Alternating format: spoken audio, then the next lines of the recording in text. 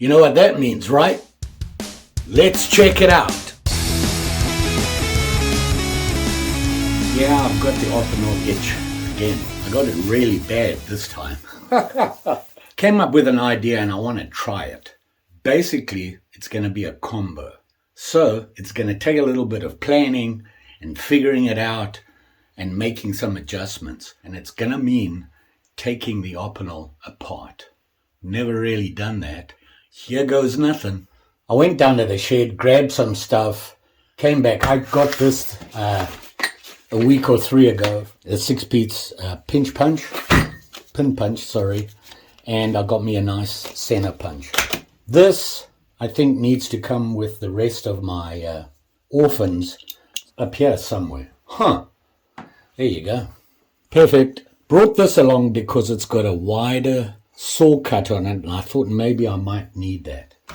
This is what I got to work with. I have a stash of Opinel 9s.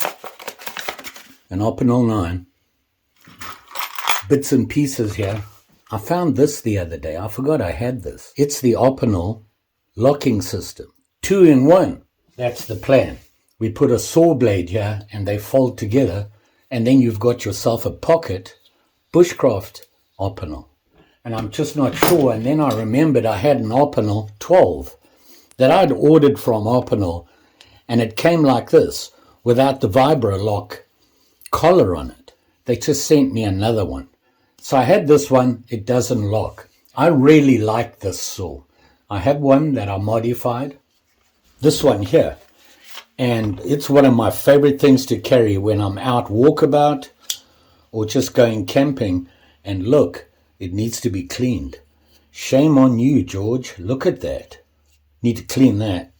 That right there is pretty close. It won't take much modding to get this onto the back of this. So, let's play.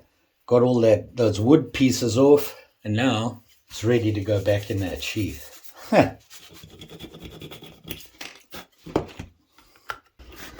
So I decided to do a talk over for you while I do this. It just works better for me. Here you can see I'm just taking it apart. This was interesting. There's an extra piece of steel over the end, if you can see that. Never knew that Opinel did that. I'm not sure why. Here I'm just trying to figure out how I'm going to put this blade on. You will see as I go along, things are going to change a lot. Had a lot of problems doing this. I took it apart, started putting it together, see how it's going to fit, how I want to do it. Here I'm trying to figure out where I want the end of the other lock to go on. I needed to extend it. I had an old hammer. I cut the wood on it, thinking I could attach it and extend the handle like that. You can see with the different wood. Now I had to join it together, and I normally do that this way with 2 pins. I put screws in, cut them off, and that just supports the join, and then I'll just glue it together, and hopefully it'll hold. Normally it does, and this one actually did. A lot of the times I do it, I'll end up breaking it. Here I'm gluing it, making sure I get a nice tight fit, no gaps. And then I'm going to let it dry for about 8 hours. I want to make sure it's good. Now I'm marking the line to cut the slot where the saw is going to go in and how far. This was painful to do because I could just use the tip of the saw because I didn't want to saw off the end of the handle. So I was moving along nicely. Everything looked like it was going to work. I was going to have to widen that hole to get both blades in. Here you can see I've got the saw to fit. Now I was going to put the vibro lock on the other end, on the end there, but I had to move things around. So here you can see I'm putting a bigger vibro lock on. But it wasn't round. I didn't realize that at the time. And I kind of rounded it back up and got it on there. You can see me fiddling here to get it to fit. And then just testing to see if it's actually going to work. And it looked just fine. It was going to work. I cut off the excess that I didn't need because that was basically the old part of it. Drilled the hole so I could put the pin through. I used a threaded screw here just to see if it's going to work. And you can see the blade goes in there. Then I discovered I couldn't get that blade on. I couldn't get the blade and the saw on, so I changed everything. I decided to take the saw off and just go with a regular knife. I cut it back down. I wanted to put this piece of steel on the end, on the butt end of the handle. I spent about 3 hours doing that in the freezing shed. It was like less than 32 degrees in there. Here I'm just forming it. I got it on there. And I had a problem again. I got it on there, put the screws in, so that I could get it together. Here I'm going to start modding the actual blade. I wanted a drop point. Here you can see me getting rid of that saberish point to it and making it into a drop point. You have to be careful here that you don't overheat the steel and change the steel. So you go a little bit at a time. You don't press too hard. You don't want to burn it. I just followed the marks. It's not burnt. That's just the marks I put on. Now I was cleaning up the edge and everything, getting it into that drop pointish look. Needed to get it nice and flat. Then I thought I'd put jimping in. And this is where I had an epiphany. While doing this, I remembered that somebody had said in their comments to darken the top of the thing so it looks like, it's that hammered look. And I thought, well, maybe if I just grind the edge a little bit to give it that hammered look. I cleaned it up.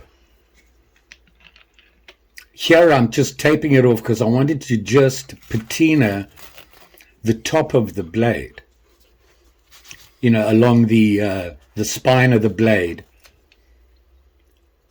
So I got it covered up, and I have just some white distilled vinegar. Set it up so it would hang in there just with the top in the vinegar. Left it there for an hour or 3 and went back to playing with this. Now you can see I'm marking the holes for the pins and everything to put that piece of silver on there. I got the pins in, and the boss arrived. Making sure I'm being safe, doing everything correctly. She does that. Sniffs everything. Boss. Back to work. Putting those screws in, kind of forced the thread in it. They're stainless and they go into that metal and make their own thread. Lined it up.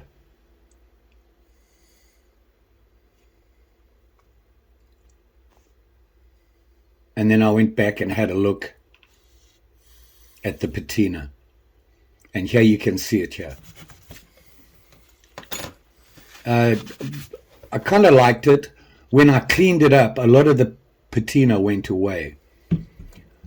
So I wanted to re-darken the top. So I just got a little bit of mustard and vinegar. You can see it's a little different color.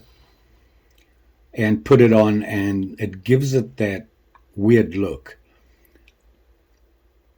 which I kind of like. I can improve it, but I was getting where I was going. This is where things go along, right there. The whole thing came apart. Took it all apart, tried again, did the same thing, so I decided I'm not going to go with the steel backing. Started making magic dust, my favorite thing to fix things. I just got a bunch of different colored wood, sandpapered it to make it a different color to the normal Opinel beechwood handle. Mix it with some Elmer's clear dry glue.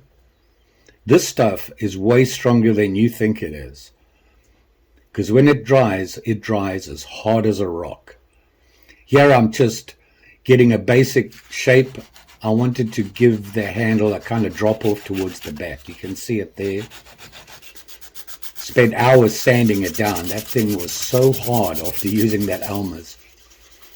And then went to a finer sandpaper and slowly worked my way down. Where the join was, I just cut a slot around the join and filled that as well. It just cleans it up a little bit. It wasn't as dark as I thought it would be, so I decided to use some provincial wood stain.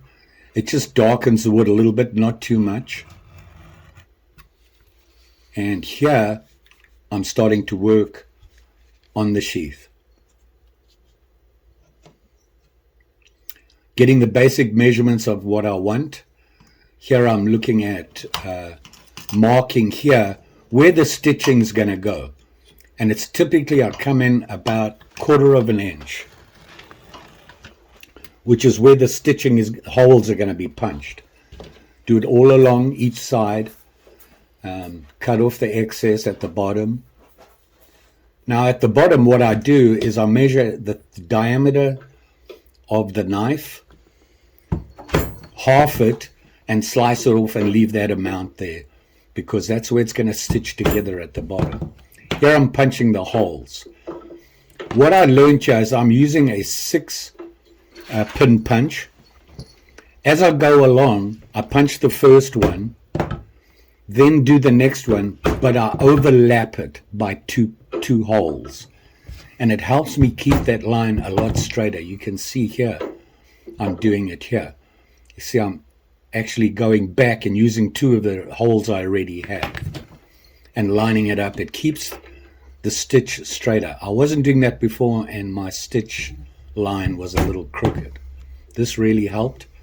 I'm at the end of where I wanted to sew to, so I went to the 4-pin punch because it just lined up better. Here I'm doing the bottom.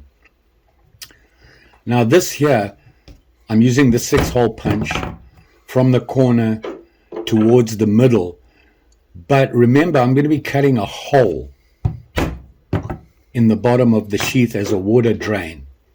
So I don't go all the way across. I leave that gap. You can see it by my finger there, my dirty fingers.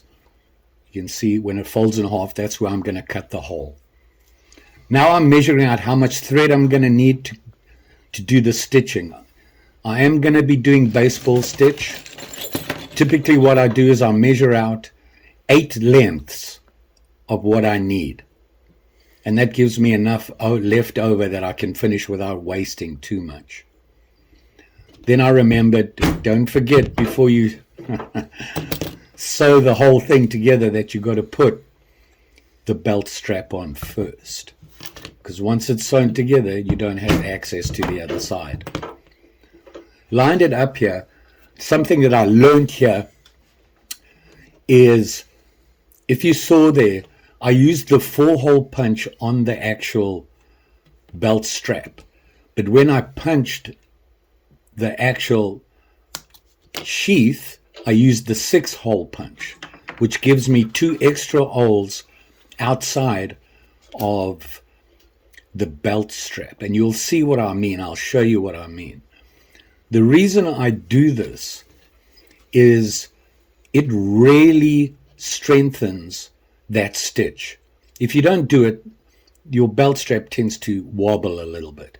Here you can see I'm using the 6 to punch the holes. Okay. Through there, it gives me the 2 outer holes outside of it. You can see, and I have 6 there, but only 4 on the strap.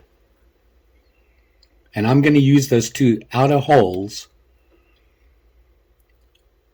to keep the strap more sturdy, and it won't flop around or move around in the stitching. It's such a short bit of stitching that it tends to move side to side. This stops that from happening by doing that.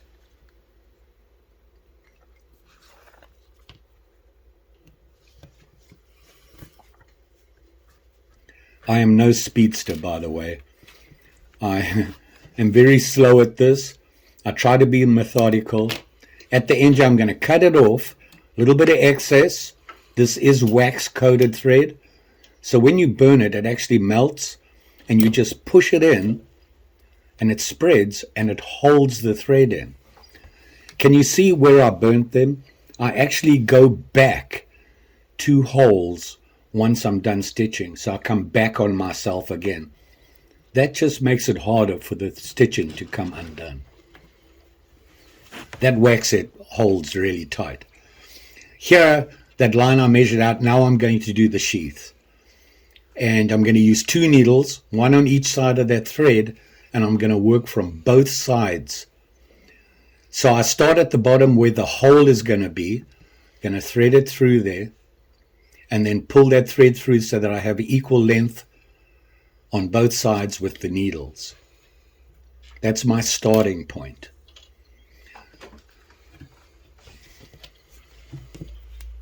You can see there. That's where the hole's going to be. So I start there, and I'm going to start stitching the bottom together. Baseball stitch, you start on one side. I chose that side, and you go over the top and into the hole on the other side underneath. You see that? I'm going over the top of the edge on the back and then coming through to the next hole in line on the other side. So it's kind of angled across. Then I take the other side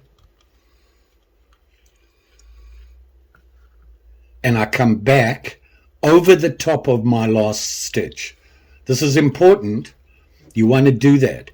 And you repeat that process, making sure basically the furthest side always comes over the top.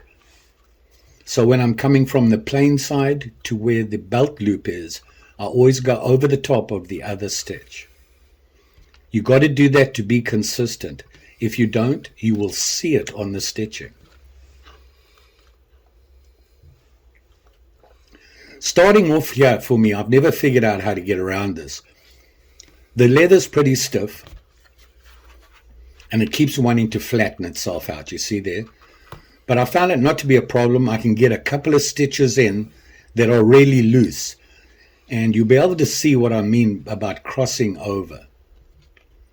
You're actually making little X's by going over the top of the edge of the leather, if that makes sense. So when I pull it tighter here, it's going to come together. You can see how there's X's there, and as I pull, it pulls together. And that is how you do a baseball stitch, and now you just have to do another 100 of them all the way around to the top, being consistent. You can see how I've worked my way around. I'm heading up the back. You see I have that piece of wood in there. I figured this out. I found this piece, which just happened to fit. You can see it's a round like dowel, but it actually is tapered. The reason I like the tapered idea, when you stitch this together, not all your sheaths are the same size, depending on what you're doing, what knife you're doing, how you cut the handle, that sort of thing. So having a tapered edge on that little stick that you push in there helps, because you can keep it consistent with what you're working on. The reason I use it is that when I pull this together with that stick in there, watch how the edges of the leather pull towards each other, the cut edges. They don't stick up, they pull and face each other. Do you see what I'm saying? See how it's sticking up there? When I pull that together, it's going to pull them to face each other. See that? I'm at the top there. That's as high as I want to go, because I'm going to trim that top off. You'll see me do it later. Now I'm coming back. I want to go back 2 stitches on itself, because that just makes that ending a lot better. Tighter, less chance, the knife's going to be pushing in and out there rather than there. It just gives a little bit more strength. It's not going to come apart as easily. And once again, you pull it back. I'm going to pull it in, tighten them up. Put that stick into the pulls it in, tightens it up, and then I'm going to snip off the ends and melt them on. Give yourself enough length so that it doesn't really matter. It just makes the blob a little bit bigger, but it is flat. It doesn't stick up when you do it. Now you can see I have a rounded sheath. It's not perfect, but we'll get there. When I push everything in and put the stain on and everything, we'll round it off. I forgot to trim the corners. You don't want those sharp edges because the leather will fray because it catches on everything. Don't do this at home. You should do this before you sew it on, because if you slip, you're going to cut the sheath. So there it is in there. Pretty good tight fit. You want it tight. Leather will stretch over time. Now I'm going to trim where at the top. Remember, I stopped short. This is why. I like to trim this piece off on the top, just so that it curves down and it gives you a little bit more handle to grab, to pull it out. You'll see what I mean when we put it back together again. See how you have a little bit more area there to grab the handle. Don't use this stuff. This is the Glad Wrap Press and Seal. There is other stuff, and I forget what it's called. Saran wrap is better. This has a really sticky residue on it, and it sticks to everything. So I have to put the tape, the painter's tape, underneath it. The reason I put it on is I'm about to cover this whole thing. Oh, there I'm cutting the water hole, the drip hole, drain hole, whatever you want to call it. That's that gap I left when I punched. Now I'm going to stain the whole thing. And I'm using a leather dye. And this is the British, I forget what it's called. I'll think of the name. Hold on. I'll probably show you. Watch when I put it in. Look how quickly it soaks into that leather. The leather sucks this stuff up really well. Now, you don't have to put a lot on. Why I do is the more you put on, the wetter it is. But when this stuff dries, it really toughens up the leather. It really makes it stiffer. I was using, it's British Tan is the dye. I was almost finished. This bottle was almost finished, but I did planned ahead and had bought a new bottle. They actually last quite long, but I use a lot. You'll see, you see that first coat. Now I'm putting the second coat on. And I found that I just get a more consistent coverage. Over time, it wears and it really turns out to look really nice. It looks well worn. It looks used, even after you've done this. Now I'm pushing the knife in. That leather is basically pretty wet. I put the knife in. When you wet leather and it dries, it shrinks. So I'm going to hang it up there overnight. It's 2 o'clock in the morning, by the way. And I'm going to leave it to dry for a couple of hours. Now I'm going to come back. You can see it's dried. Even after putting all that on there, it's still not a consistent coverage, but it looks cool. It looks used and weathered from the first day you use it. Now you see it was a little tight in there because the leather has shrunk. And it's a lot stiffer now. So there you are there. Now, there's one thing left to do. And that is, I'm going to use this is, I get this online on Amazon. I'll put links in the description. It's a gel that a jelly, I'm trying to think of the right name for it. Lost it there, sorry. Anyway, I use this stuff. It's a gum. And that little wood thing you see lying down in front there,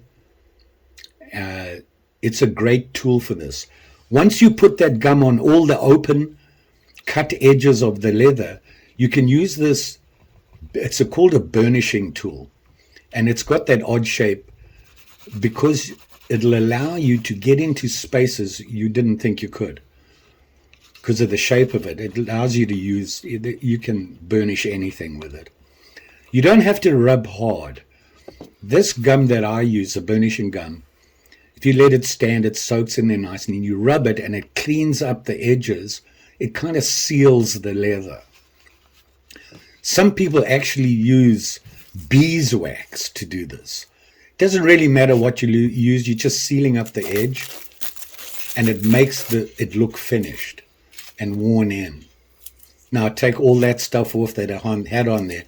The reason I had it on there is I didn't want to get the dye on the handle or anything. So it's also a good way to do it if you're going to shrink the leather. Dip it in water and let it shrink onto the knife. Fits in there nice and tight. The knife's not going to come out. And there you have the knife and the sheath.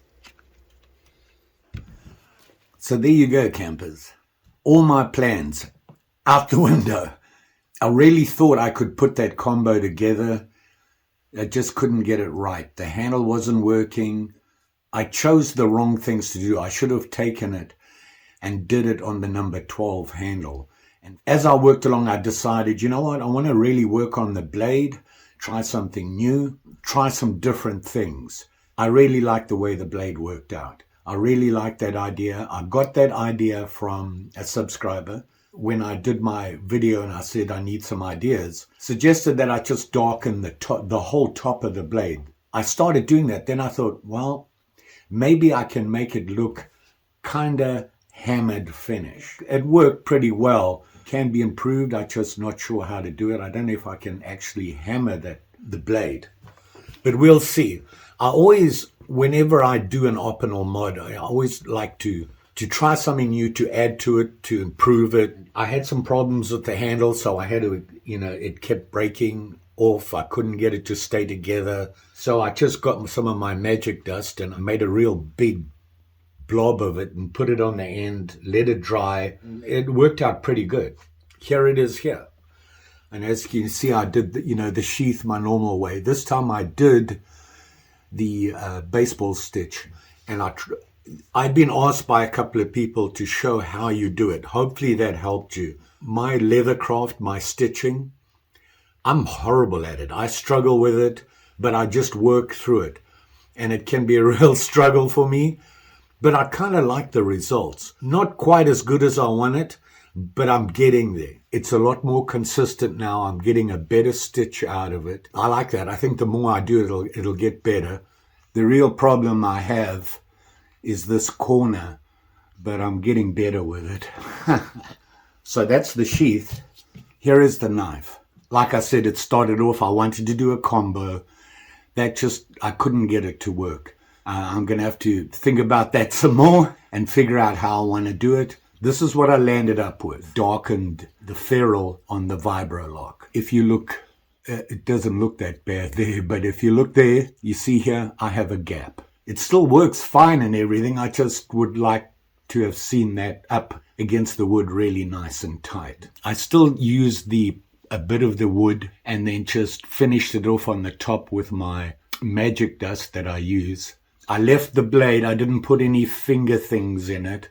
I wanted to leave it fairly straightforward. This was my main focus. So as you can see, I patinaed the whole blade and then darkened it at the top. When I was shaping the blade, I thought, why don't I just grind it with the Dremel and give it that hammered look? But this is a good start for me. I'm getting close to where all the things I want to try on. And hopefully I'll eventually come out with one I really like. The whole combo thing, I just couldn't win with that. This actually turned out better than I thought it would. And you know what? I have another personal Opinel. And of course with a sheath to go with it. So, the spine. I did put some jimping. You can see it there. That's what I originally started doing. I thought, let me put jimping then. I put the jimping on then, and then that's what I thought, let me do that. My new Opie with the sheath. Don't forget, like, share, subscribe. You know the story. This has been a challenge. And the more I do, the more I like it. So you're going to be seeing more. You'll be safe out there, especially with these sharp and shinies, even the ones you modify. I cleaned this guy up, gave it a couple of zips on my ceramic Roger. So there you are. Got some outdoor reviews coming up. Hopefully this week I'll get them out to you. I'm getting a bit behind. The weather really messed things up for me. So looking good right now. Thanks for watching. See you again soon. Bye.